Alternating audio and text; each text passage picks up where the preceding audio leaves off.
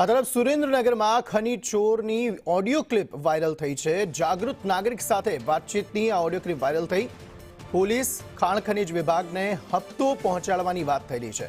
મહિને ડમ્પર દીઠ હપ્તા લેતા હોવાનો ઓડિયોમાં ઉલ્લેખ છે। ચોટીલા એસડીએમ મકવાણાની બદલીની પણ વાતનો આ ઓડિયો ક્લિપમાં ઉલ્લેખ કરાયો છે। લીગલી કોઈ જાતનો નો કઈ પોલીસ ને હપ્તો દેવાનો, અમે હપ્તો પોલીસ વાળાને દઈને અમારે 40,000 નો હપ્તો દઈ પોલીસ વાળા ખાલી। ઓહો 40,000 પોલીસ વાળા લઈ જાય? હા, એમની મકવાણા સાહેબ નું ટ્રાન્સફર નહીં થાય તો? ના, ફાઇનલ થઈ જાય। આની મોર ઓલો વિડીયો વાયરલ થઈ ગયા હતા એટલે અટકાઈ ગયું હતું। એટલે ત્યાં મુખ્યમંત્રીને રજૂઆત કરીએ છે?